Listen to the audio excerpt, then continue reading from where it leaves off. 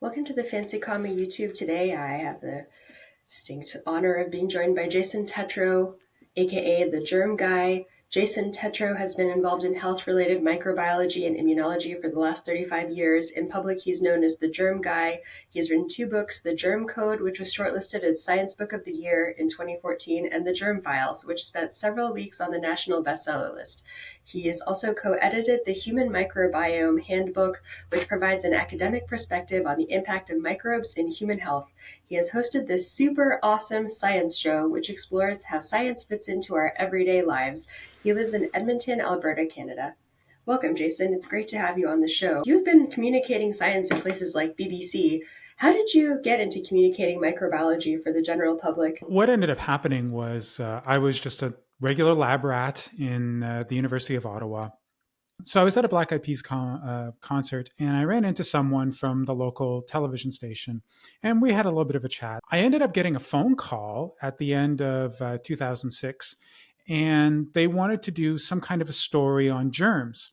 And I essentially said, look, I'm okay to do something like that with the television station, but we got to make sure it's fun. We filmed this segment as one of the best received segments that have been done by the local television station in a long time. I got a call probably about 8 or 9 months later saying, we love what you did. Would you mind doing this on live television? Sure, let's try it out.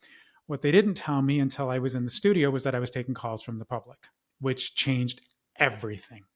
We ended up having such a positive response that it started me doing these regular live television broadcasts on the local television station. And as that progressed, I ended up getting requests from Huffington Post, Popular Science, the Canadian Broadcasting Corporation, which is a national broadcaster, and a number of others.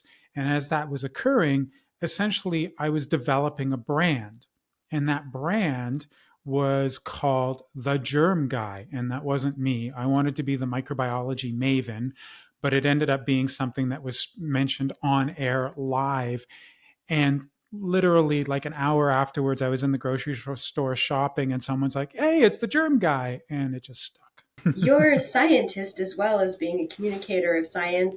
What happens is that a lot of what I do as a science communicator is branched off from microbiology. Now, because of the show, the Super Awesome Science Show, which you brought up, I'm now sort of a general science communicator. But my heart and my expertise still lies in microbiology and immunology, or human health related microbiology and immunology. Now, I started doing that back in the 1980s.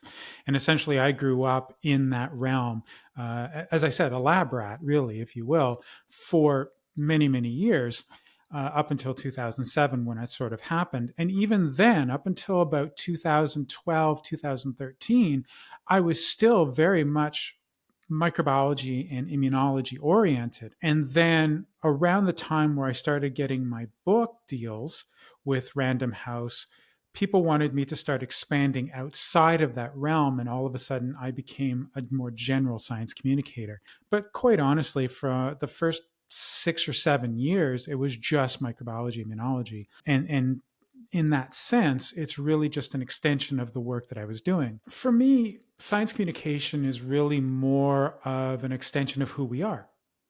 Because at the end of the day, we're humans, we communicate with one another. And so a lot of people find that communicating science is a very, very difficult thing because they're so sort of closeted in, if you will, by the language of science. Imagine yourself sitting down at a table of one of your relatives and they ask you, "So, what do you do anyway?" And don't just talk about, "Oh, well, I do science." I mean, think about what you're doing in terms of that science and what it means, not just for the community of science that you're in, but the community outside of science that you really belong to. And in doing so, what you're going to find is that a lot of the specificity of the language will drop off. And you'll be able to use more general terms that will still be accurate enough to be able to convey what you actually do, but be understood by someone who doesn't have the expertise you have. And I'll just give you an example. I want you to tell me if you know what this is. It's a deformable rubber element with a tubular handle, usually made of wood, used to apply increased atmospheric pressure upon an obstruction within a domestic waste outlet line. Now, that's something that comes from general engineering and physics, but do you know what that is? It's rubber. It's used in something. I lost you right after. It was made of Okay, rubber. I'll I say was it one thinking more like a time. Here we go. plunger or There you maybe go. Yeah, a it was a plunger. plunger. A plunger. Well, that Yeah, is a lot of jargon. try this one. It's a barrel-shaped instrument from which an anti-friction spheroid projection extrudes, enabling a point of contact for transfer of a viscous colored fluid to a surface. Watercolor. Point of paint. A pen. Wow. It's barrel-shaped, anti-friction ballpoint spheroid projection, point of contact onto a piece of paper, and transfer of a viscous colored fluid, ink, That's what it to another was. surface. That is kind of a huge problem with science because how many times Yeah. have I read a paper and I was like, what is being said here? And then after like 30 minutes of just reading the same paragraph, I'm finally like, oh. So if I was to tell you, you know, one of the big issues that we have with autoimmunity is that we don't have enough regulatory T cells that have the proper gamma delta um, signaling. Like you're just going to be like, what are you talking about? Or you can just simply say, one of the big issues that we have with people who have autoimmune conditions is the fact that there's not enough stop signs. Then you start to realize, okay, we're now in a position where we can take that information and make it easier to understand. And that is just the heart of what science communication happens to be. I actually have written a paper about what is known as the 4 E's in order for people to know how to better communicate science. So it's education, enrichment, engagement, and entertainment. Education, engagement, enrichment, and entertainment. Yep. Education and engagement, that's pretty standard for me. Entertainment, I feel weird when I try to make entertaining SciComm because it just doesn't feel part of the normal science communication. But like, what was the other one? The other E, Enrichment. Enrichment is the enrichment. most important one. If you enrich their lives with that information that you're giving, okay, then they're going to take that with them and they're going to want to talk about that with somebody else. You can do that. And you can do that in all sorts of different types of topics and then start taking care of the misinformation that people are sharing. Now, for me, that's vaccines because microbiology, immunology. And there's a number of other possibilities that I've talked about, hand hygiene, targeted hygiene, uh, all of this may sound kind of weird and Jason, that doesn't sound particularly interesting. In 2014, it really meant a heck of a lot because I was doing those messaging with respect to Ebola in Africa. There were like a few people that had landed in the US that had Ebola. And Mm-hmm. actually, Ebola isn't that, COVID was very transmissible.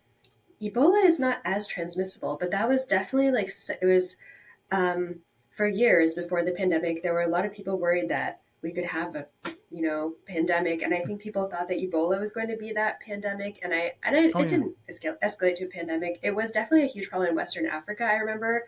What was that like to work on Ebola response? What's involved in doing that kind of work? Because of my reputation, I was getting called all the time from the media. So I would be constantly on television, on the radio, talking about Ebola, talking about what the risks are, that type of thing. I was also in constant communication with colleagues at the World Health Organization who were providing me with information in real time. What was trying to be accomplished was finding a way that we could share messaging in Africa to the people on the ground that would actually make them listen as opposed to be fearful. The answer to that ended up actually being storytelling. Everyone loves an unsung hero. Everyone loves someone who has gone through it, a survivor. So the World Health Organization started talking with survivors. They started talking with high level diplomats and other people who essentially had the influence or could influence communities It happened in the States as well, when you actually saw that nurse who ended up getting Ebola getting a hug from one of the politicians. And remember, in America, it got to a point where literally someone was talking about calling 911 about a pilot who had flown over a country where there was Ebola, afraid that it was going to start an Ebola outbreak. And that's where the misinformation takes over. So not only do you have the storytelling, but you've also got to be able to counter the misinformation. Ebola was kind of really a dry run for what we experienced with COVID. And unfortunately, and I really hate to say this, governments didn't learn. A lot of media organizations, social media and such didn't learn. And a lot of the cacophony, if you will, that we saw when it came to COVID was just simply as a result of the fact that despite the warnings that misinformation could potentially take over, no one really listened. About a year and a half or 2 years before the pandemic, I was talking with the mayor of Toronto, Ontario, Canada on the radio, and we were discussing that. And I explained to him that if he doesn't start taking measures, that there is going to be this type of misinformation campaign that we're not going to be able to stop. It ended up actually happening. It's hard when you read the tea leaves and people don't want to listen to you, but it's absolutely true.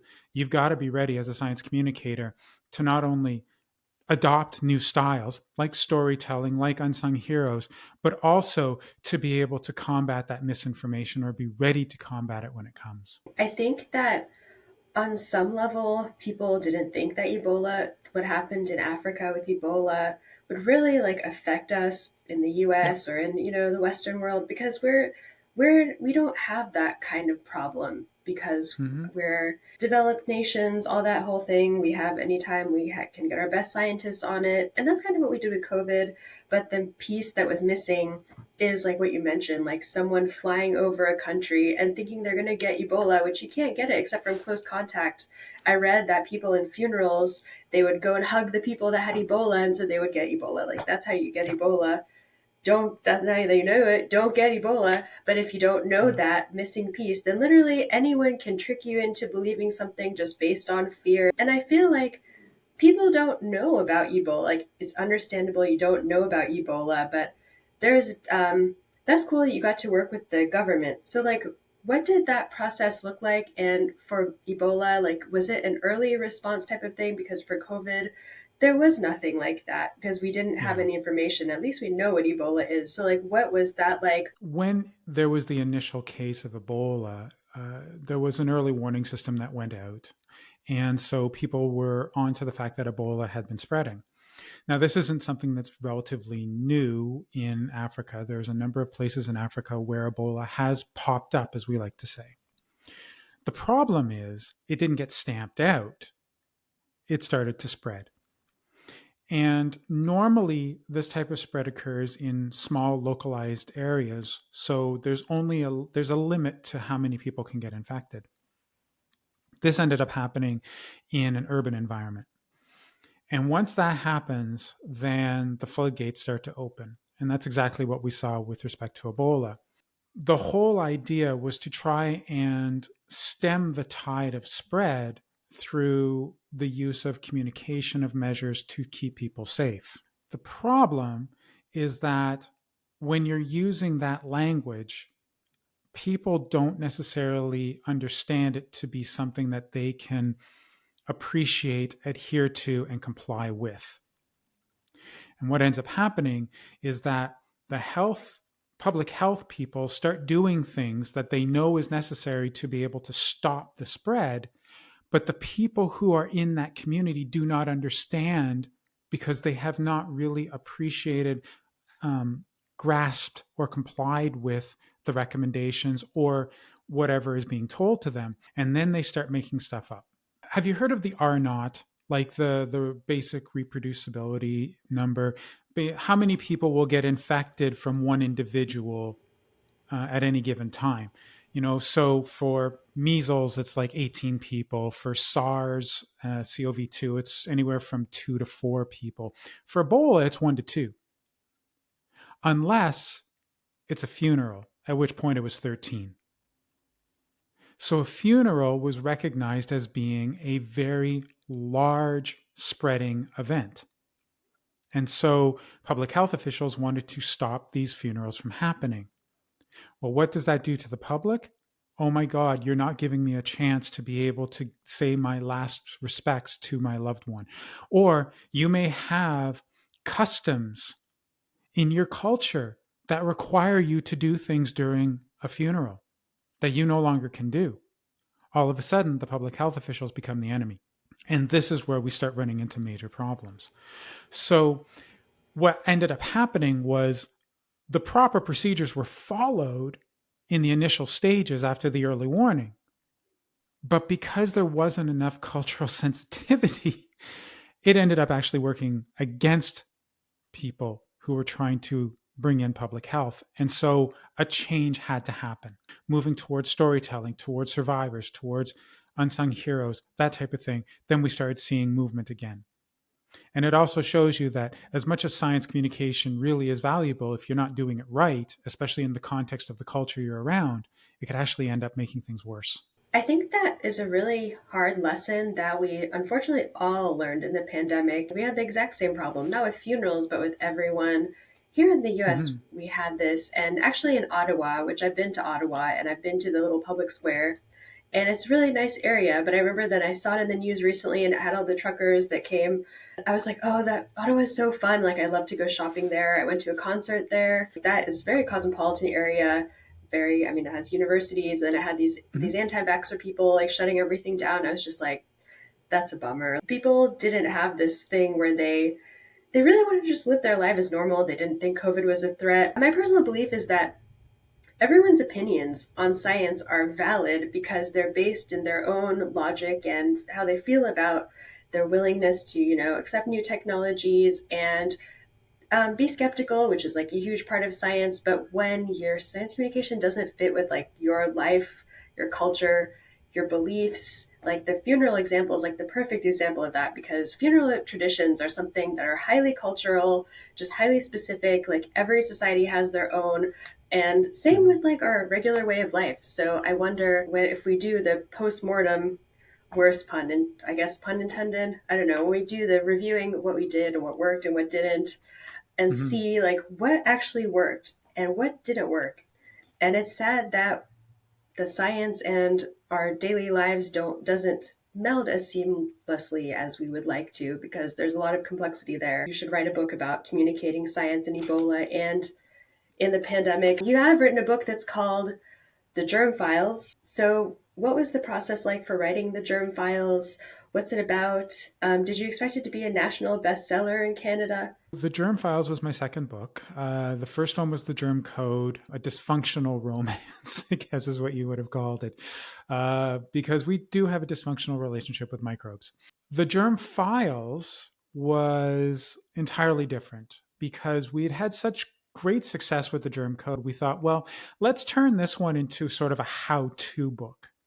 How can you better your life with germs? When the book came out, the Washington Post, when they did a review of the book, called it a dating guide for germs, which, I mean, it was just perfect. In terms of the process, when you're looking at how to put together a larger tome, whether it be a book, or whether it be a special edition of a journal, or whether it be some kind of a textbook, the first thing you're going to do is ask yourself, what am I conveying here?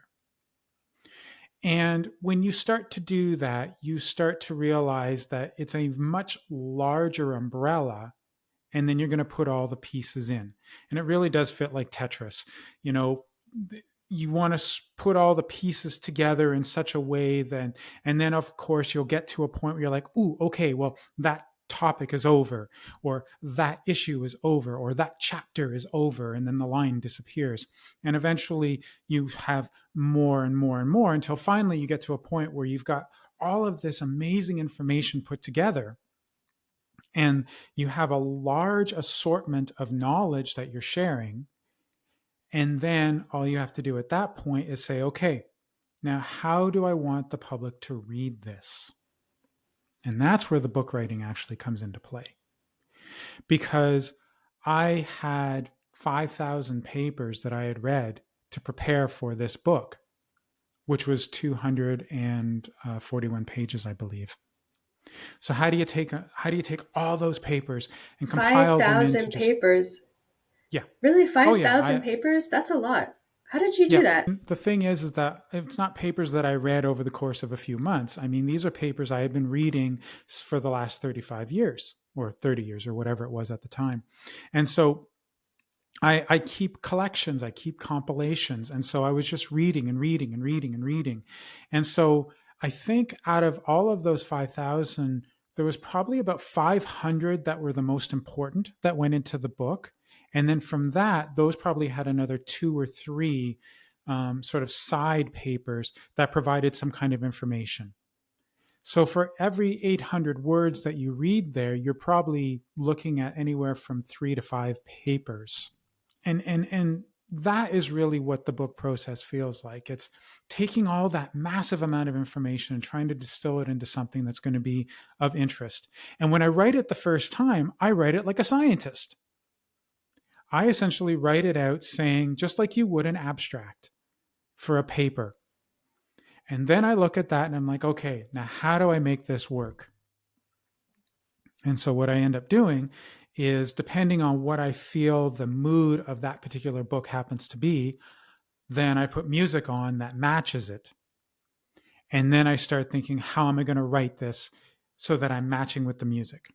And for the Germ files, it was funk. So Stevie Wonder, Red Hot Chili Peppers, that type of thing. And I was listening to that music while I was writing the particular passages. And so when you're reading the book, you'll see that it's upbeat, that it's kind of having a lot of fun, and you're getting something out of it, but it's not overly serious or anything like that. Because what would end up happening is, if I was getting too serious into a topic, it just wouldn't match the music. And so I would lighten it up a little bit. It'd still be accurate. It's still all there. And I think So you're probably writing the it like most, kind of, are you like DJing kind of writing? Like I used to it's a be a radio soundtrack. DJ at WMBR. So it's like if I read your book to Stevie Wonder and Red Hot Chili Peppers, it'll be like a really good experience Yeah. then. Yeah. I I might mean, try to do that at some point. That sounds really cool and interesting. So you made it yeah. less jargony that way. Or how did Well, you that match and it? that, yeah, that's the thing, is you end up making it less jargony, because if you have 7 syllables in a word, you ain't funking to that. It's just that simple. You've got to bring it down. You got to make it something more, more understandable, shorter, punchier, that type of thing. We can talk about the science all you want, but I know that you need to be enriched. You need to have some fun. You need to remember this and tell it to somebody else. And that really is my goal of science communication. And let me tell you something. During COVID, the biggest problem was that they went for efficiency. They wanted to make the most efficient message that people could hear, not the most enriching. If they had focused on enrichment instead of efficiency, you would have seen a much greater uptake in the population. But the problem is, when you have government, when you have people who only want very small sound bites, they're going to go with efficiency. And a lot of what they said was inaccurate, or it did not fit. And the most important one that I always got upset about was, the science changes. No, policy changes. Our interpretation of the science changes. What we I've do with the honestly science changes. But the spike protein, the ACE2 receptor, the antibodies, the T cells, all of that doesn't change, because it's humanity. If you had just worked on the enrichment of why, as opposed to, this is what you need to do, it would have been so much better. And I think if you're a science communicator and you're watching this, I want you to remember enrichment over efficiency each and every single time. that's a great perspective, and it's one that we never hear about. Efficiency, just it's like a trade-off. Like you could give the Mm-hmm. news out every every such and such increment and have it be very breaking news. Or you could do like more slow journalism, like I talked to other people on our YouTube about being waiting, like collecting the facts, kind of simmering your facts. I don't know if you're Oh a yeah. proponent of slow science, but it's slow journalism, but it makes for a better experience. I think it is probably more enriching, more substantive, a lot less confusing because you're constantly getting news from Oh, I everywhere. It's mean, not, it's too fast, it's too overwhelming. with something like slow journalism, I mean, just read anything from Maren McKenna. There is an amazing science communication expert named Paige Brown Jarreau. For me, my toe diving into this was literally diving headfirst in with a live television call-in show. I can't speak to that, but people like Paige can, and people like Marin can talk about the long form. Not every approach is going to work. I've tried a lot of different approaches that have not worked. But I'll tell you something, when you do an approach on live television and it doesn't work, yeah, there's nothing you can do about it. You just have to shake your head, move on, and try a different approach. I literally cannot imagine how embarrassing. I used to be a live radio DJ at two different Oh, radio cool. stations, and so that's kind of fun. There's that feeling that like anything could go wrong. Yeah. Sometimes things don't work out and you just have to roll with other stuff. I'm a huge fan of Saturday Night Live. I don't know if you like Saturday Night Live, Oh, yeah, but absolutely. it's also Love it. live. But yeah, it sounds exciting, but also very challenging. What's the most fun part of your job as scientist and communicator? The learning. um, a lot of times when I'm communicating something, it'll have something to do that I'm an expert in. But most of the time, there'll be other aspects to it that maybe I don't have 10 papers in the peer review publication on. And so I'll read and I'll read and I'll read and I'll always find something fascinating. I'll always find something new. If you're doing a 5 minute interview, you want to throw something in there that no one's ever heard before. Or if you're doing some kind of an essay or some kind of communication that's written, you want to throw in a little bit of jargon in there, but like not jargon that people are going to get confused by, but just simply something that just absolutely makes you like thrilled to share it. For me, that's really where the fun comes, because we're all students from an academic perspective, whether you're in academia or not. We're all learning. And there's nothing better than learning something and then sharing it with someone else. So when you're doing your science communication, right, make sure that you learn something in the process and then be able to share that. For me, it was the ability to figure out how to make a plunger and a ballpoint pen sound like they were physics jargon. I mean, for me, I made those slides probably 10 years ago, and I still use them today because I absolutely love them. And that's the type of thing that you realize is you'll accumulate stuff that you absolutely love, and then you'll be able to share that. And you'll also gain a greater portfolio, if you will, of stuff that you can share, of techniques that you can share, and of successes that you can share. And, I've been in this now since 2007. So we're going on 17 years now. Honestly, I've had the time of my life, and I want this to go on for at least another 27. I love it. I love that. Engagement is like a huge part of journalism now, and I feel like it Mm-hmm. should be part because they want people to read their stuff. And we as science communicators, we want to be the go-to person for science for people because people really Mm-hmm. do have like an innate curiosity in science research, and I think that like as science communicators we can just support that like whatever level, whatever, wherever they are on the spectrum. Like reading, I met someone that reads science news for fun, and for me I'm like that's too much stuffed in my brain for me because at the end of the day I just want to read about I want to watch the Kardashians or just do something mindless. But then there's other people that don't interact with science except for like when they have to check the weather or when there's like a new thing in the International Space Station. But I think it's our goal, our role as science communicators to find where we fit with in those frameworks of their people's lives, and Mm-hmm. help them live their lives better through science. Thanks for being on. I've really enjoyed this, and I know that our viewers will also definitely enjoy this.